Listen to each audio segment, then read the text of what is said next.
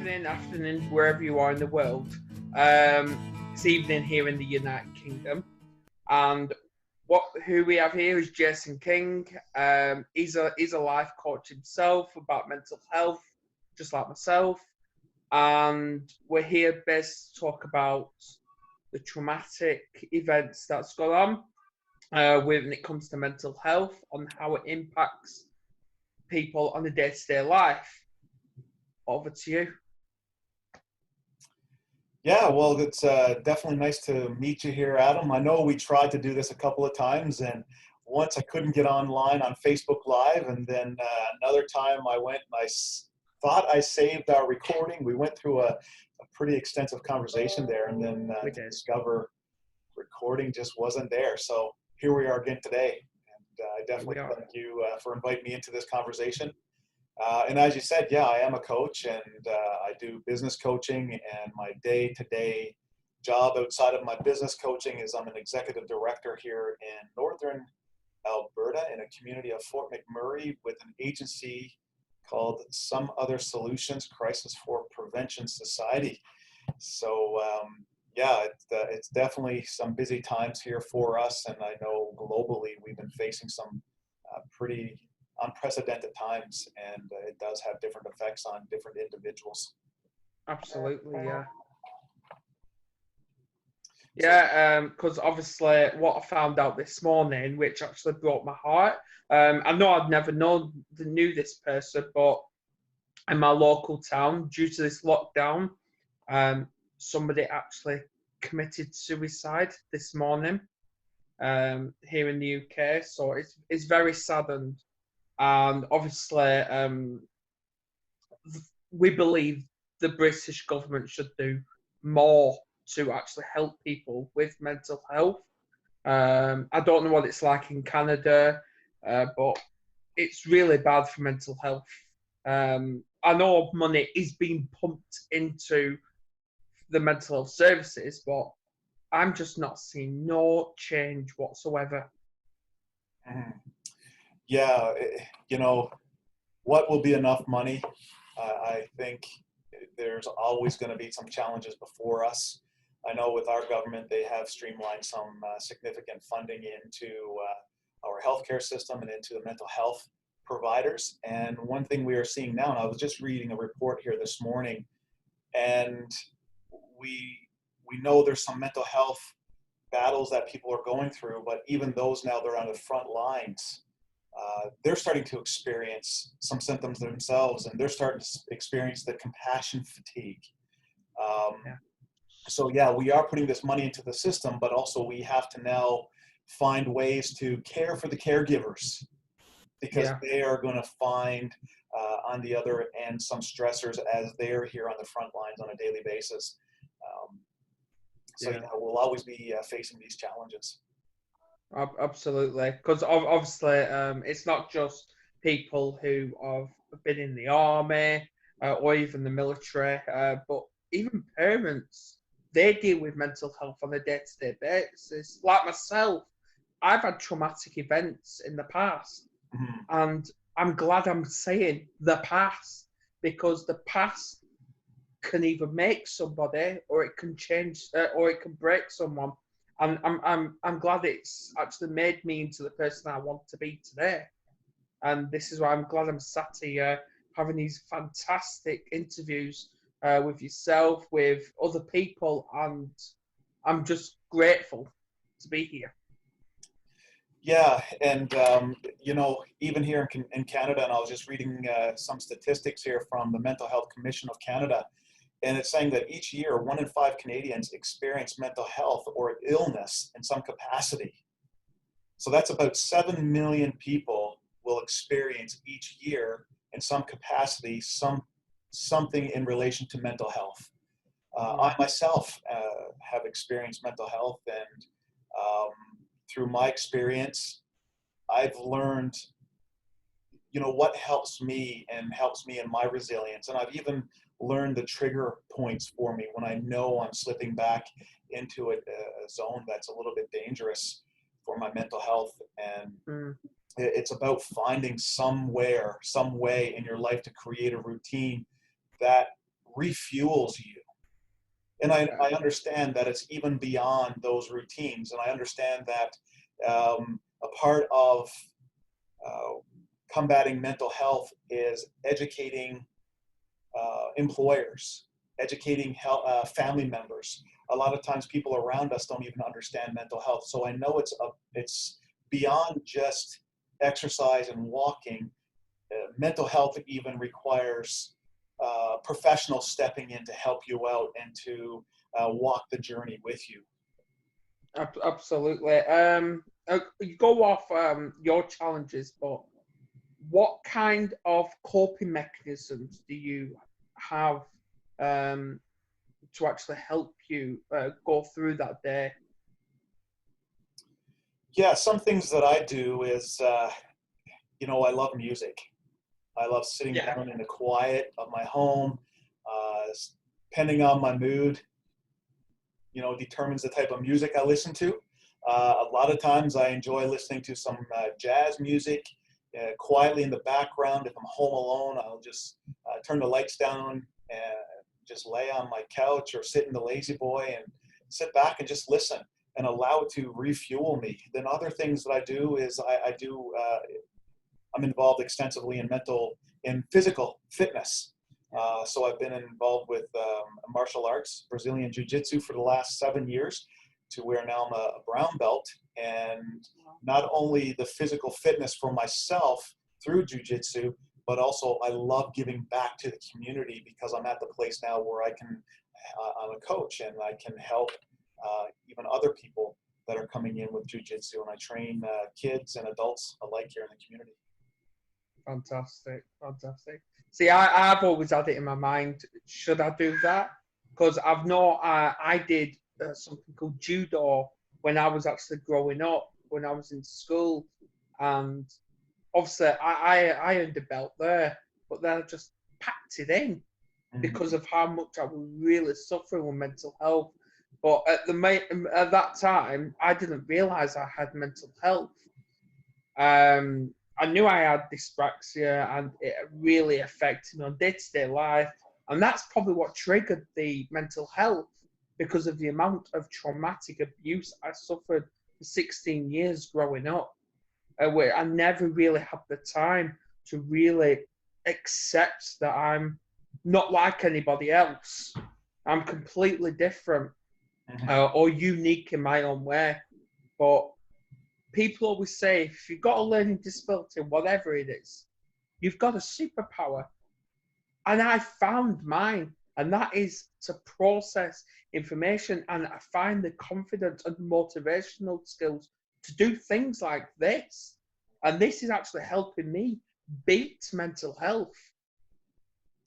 Oh, connecting with people and Yes. sharing your story is so important. I know I kept my story to myself for a lot of years because I had embraced, the stigma of mental health, and I thought of it as a weakness. But I know I'm who I am today because of the journey I've walked in mental health. And I continue to walk because it's always going to be there. It's now just building in those things in life that help with my resilience. And it's surrounding yourself with good people because sometimes we don't see it ourselves when we're back into that space. So it takes someone around you. It takes a loved one, a spouse, a friend, someone close that can be honest with you. And that's one thing that I've learned as well. It's not somebody meeting me there.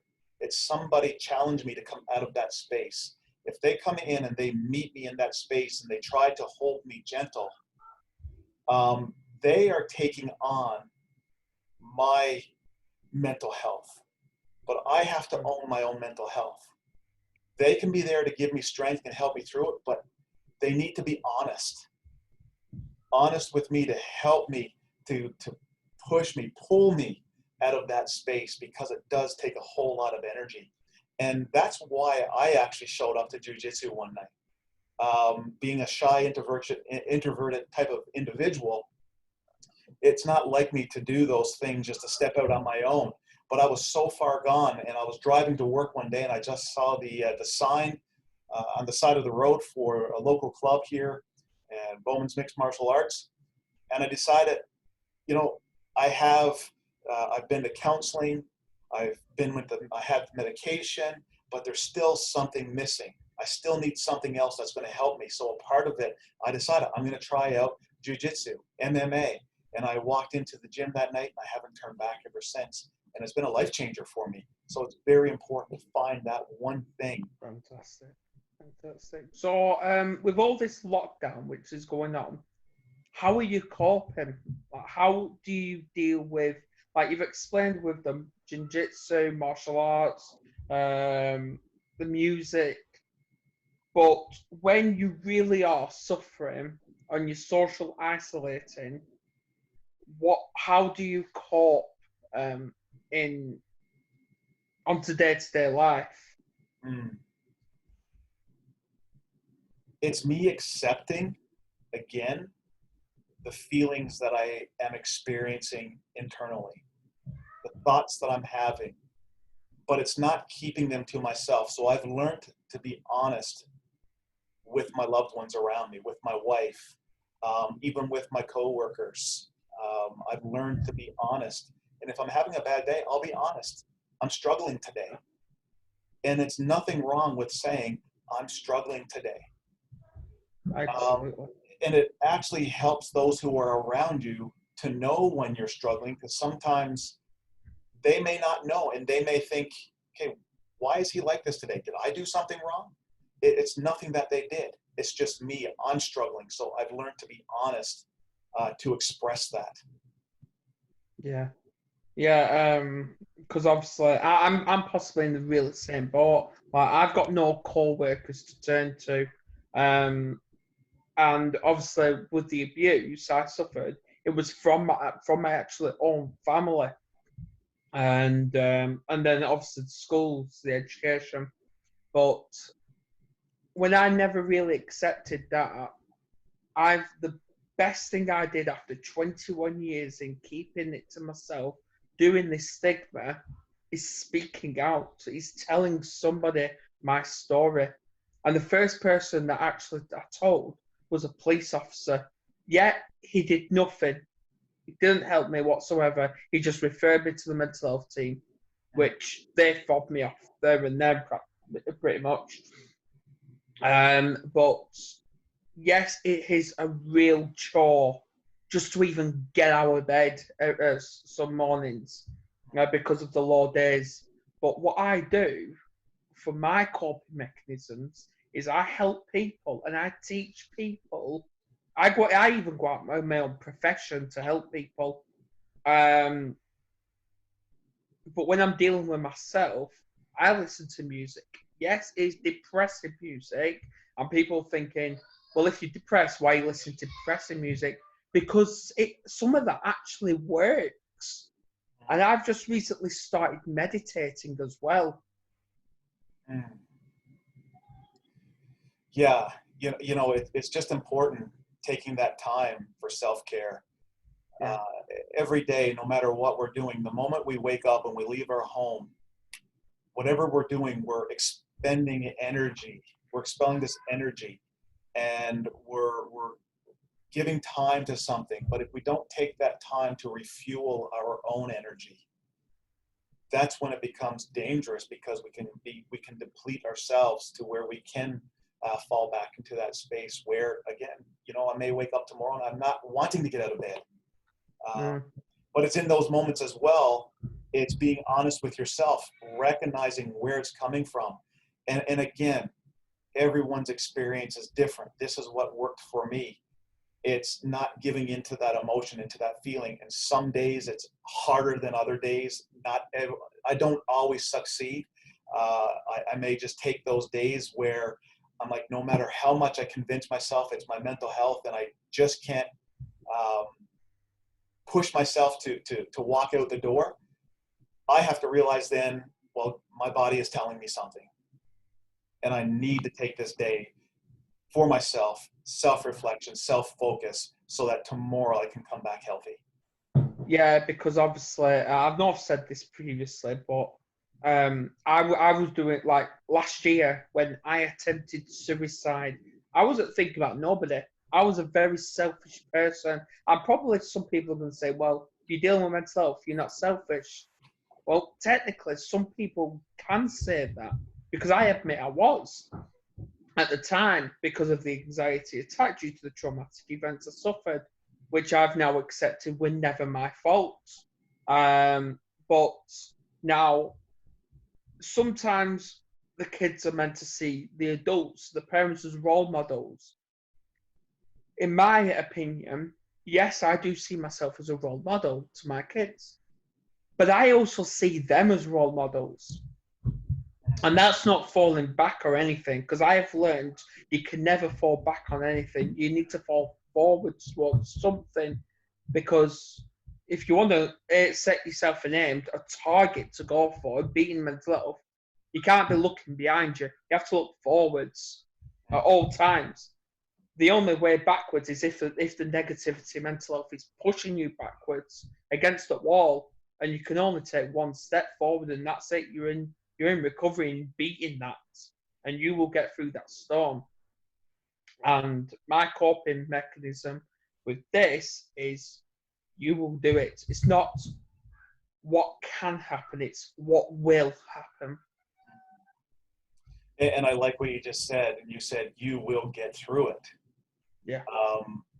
We see you here today, and we were just chatting offline. You were talking about what you're doing now since you've walked this journey, and you're educating yourself in mental health and becoming certified in mental health, and a provider for those who don't have the strength themselves. So you're going to stand there with them and offer that assistance where you can. So I see what you're doing, and I congratulate where you are today. So it is possible. It is possible. I'm here today. I've walked through a battle, and I'm here today. So seeing us today shows there is hope, shows recovery is possible. And one thing I really like what the Mental Health Commission of Canada again says in one of their statements I just recently read, and I actually have it here in front of me, and it says that understanding mental illness is not anyone's choice, and recovery is possible with the appropriate treatment and supports. And we're living witnesses to that today. I definitely reservate to that because I've now, while you were talking, I was actually thinking about what somebody said, and majority of my life I've had counsellors come in and to and from me, and I would basically, they weren't working for me because not everything works for everybody. You have to take things at a time, try new things. It probably mean never giving them enough chance. That's probably me. But it didn't work for me. Then I went to a group counselling session because I was having one-to-one for majority of life. So I tried a one-to-one group session. I found that really hard. I only did 6 sessions, 6 out of 6. But I say about 3 of them, or maybe 4, I was ready to give up. I was ready to just stand up and walk out that door and don't look over my shoulder or have second thoughts. But I chose to stay in those group sessions. The first couple of them was the hardest one of them all. But I have learned, and what people need to learn is if they're going through groups counselling or even one-to-one counselling or even therapists, because a therapist seems to always work better than a counsellor. That's what I've learned. But I've always learned when I was going through this group counselling is I was getting messages on Facebook. How did you find it today? And when I go back and say, oh, well, it was a bit tough day today. It was really hard. I struggled. I went, good. Because if you found it hard, that means it's working. Yes. And it's going to be a tough journey. It is. It took me a lot of years to walk it, but I had somebody compassionate that stood by my side. And it's finding that support system, because it is a journey. It is difficult, but it's worthwhile. Yeah, absolutely. Absolutely. I totally agree with you about that. I really do. And I cannot, I can not wait for the what's next, because I've already got my dream in my head. I've already got my targets. And yeah, I'm going to have barriers thrown at me. Mm-hmm. But I always find a way, because I've got one of the best support people in my life. Yet some are in different countries: Canada, Australia, America, Scotland. Yeah, fair enough. But if I feel like I'm going to have a down day, I know who to turn to, because I know if I want to ring them, they're going to pick up that phone and send them a message. They're going to answer it. Mm-hmm. And I feel blessed. I really do. Yes. And you know, it's a blessing to have people around you that are willing to stand when you can't stand, to be your strength when you don't have the strength. Um, but it's also important, and for those who may listen to this interview, there's always resources. I know in our community, there's many resources that if you don't have that person now, there are people that want to stand with you. There are those that you can reach out to. And I know just for the agency that I work with, we have a 24-hour crisis line that can be called any time of the day, 7 days a week, 365 days a year.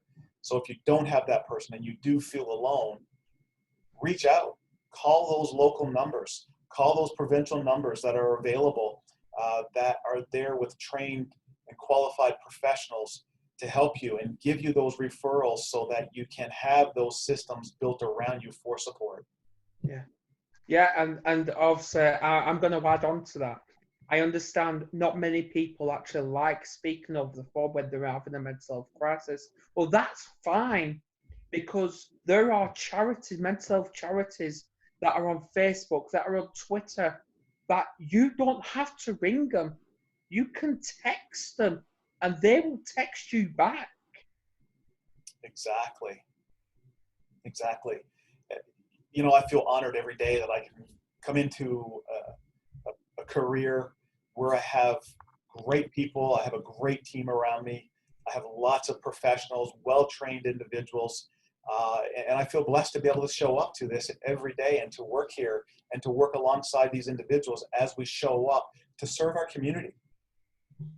And if you're listening here, and I just want to give a shout out that if someone is listening here, no matter where they are, the number that we have for a 24-hour crisis line is 780-743-4357, 780-743-HELP.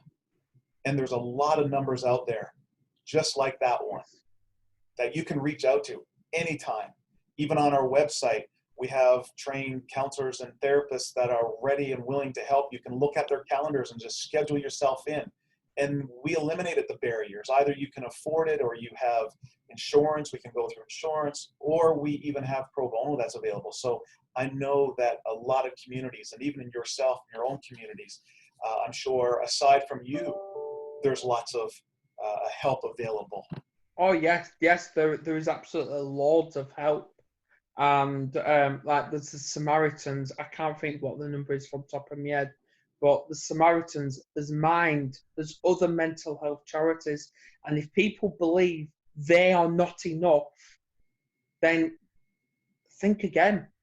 Think again. I'm prime example of being a suicide survivor. I attempted it only 14 months ago. Mm. And now look at me now. I am on the road into beating mental health. In 2021, I'm going to be on stage and I'm going to be speaking about mental health. Mm. Over the last week, I got offered a job, a brilliant opportunity into speaking just for half an hour, 30 minutes, to over 6,000 people about mental health. Am I ready? Well, I don't know. Maybe, because I'm only used to speaking to about maybe 300 people on a Facebook Live. But this is going to be on YouTube. and my YouTube account is public, and I want it to be public Mm. because because end of the day, everyone's enough, everyone's worth it, and I don't care how many people see these videos. 6,000 people, 600 people, 60,000 people, 6 million people. I don't matter. I don't even care if it's just one person. If I can help just one person, that makes me proud. Yes. You know, I can see when you're talking, and again, as we said at the beginning, we only met a couple of times, and it's only ever been through chatting in this capacity. Yeah. But I can see on your face the joy that it brings when you can take your experience and share it so that it may help someone. And you know what was heavy for you in life, you have now changed it to fuel a passion. And now you're making a career. So it's great to be able to see. And I always say for myself, it's a blessing. And you can now echo this. It's a blessing to be able to wake up and to live your passion through your profession. Absolutely. I totally, 1000% agree with you. I every day, 30 times a day, I look at the quotes. Like one of my friends, they were having this, they were feeling suicidal tonight. So I just threw them a quick couple of quotes within 30 seconds, and now they're helped. They feel helped. Those quotes, and I quote, "Oh, it's just a blip. The feeling will pass." That's the first one. Second one is, and I look at this 30 times a day, if I can survive the war that I battle with myself, I can survive anything. And me and Jason are just two living proof of that. You know, it's a step at a time. Yes. That's it. It's like Lego. It's like Lego. Like Lego. Yes. Piece by piece. That's it. You know, when I was growing up and in through high school, I was heavily involved in track and field and cross-country running. And sometimes I would go on these runs, and they were just over beaches, and the sand was thick, or the rocks were thick, and your feet would sink into it, or you're, you know, running up a hill, and it would just exhaust you. But if I learned as I was running outside and I was feeling tired, I wouldn't look to the finish line. I would say, okay, if I can make it to the next light pole, or if I can make it to this next tree. So my goal was short term. Okay, I can make it to that light pole. I can make it to this next tree. I can make it to this next turn in the road. And then eventually I ended up being at the finish line. Yeah. And that's a lot like the journey in mental health. I've learned that, okay, if I look to the end, it may feel like it's too far out of reach. It's setting those short-term goals in the recovery, in the process to becoming a healthier, resilient you. And then one day you will wake up and think, I'm where I dreamt of being. And you're just there. It's because you gave yourself short-term, realistic goals in your recovery. Yeah. Yeah, it is. It is. You know, and it's those things that you do as well. It's the little things that help me. And again, I want to say everyone's journey is different. But it's everyone has a story. Everyone has a story. And it's the little things that helped me. But it took me a while to learn this. And there's a few things that I do. One thing, I've done it for a lot of years, and I live my life with 4 Ps. The 4 Ps of life for me are personal, partner, parent, and professional. So personally, I have to take care of myself personally, because if I'm not well, I can't be well for others. I can't be well in my relationships with my spouse, with my co-workers, with my friends, and with my teammates in jiu-jitsu. So I take care of myself personally. And then it's taking care of your partner. It's taking care of your relationships. Then you can both show up healthy as a parent. And when you have those 3 things intact, then you can show up professionally and be the best that you can be. And then it's the little things as well, some other little things that I do, and I actually have it here in front of me. And as I poured my coffee, I even remembered a friend of ours, Scott Carson, who talks about smiling. And he loves to smile, and I actually have a coffee cup here in my office that I love to use on a daily basis, and it just has a smile. So it's putting these little reminders in front of you so that when you're not capable of reminding yourself, it's the things that you've surrounded yourself with that are capable of reminding you. It is. It is. And even then, when you're out in the street, a simple hello to a stranger, or a simple, are you okay? See, when people are living with mental health, because nobody knows who's living it, even though when people who don't live with mental health don't notice the people that are. And obviously I've come across loads of people who are living with mental health, and the one question they hardly ever get asked is if they are okay. Oh, that's so important. And it's so easy to ask someone or to say hello or are you okay?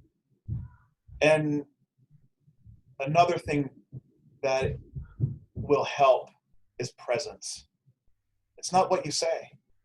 Even if it's just somebody sitting in the space with you, presence, someone's presence means a lot. And so I would encourage somebody to say, okay, what can I do? Be present. Yeah. Small things can go a long way. Yes. Yeah. So for those who are battling here today that are going to be watching the video, what would you have to say to them? I would say never give up. Always say positive affirmations to yourself in the mirror. And reach out.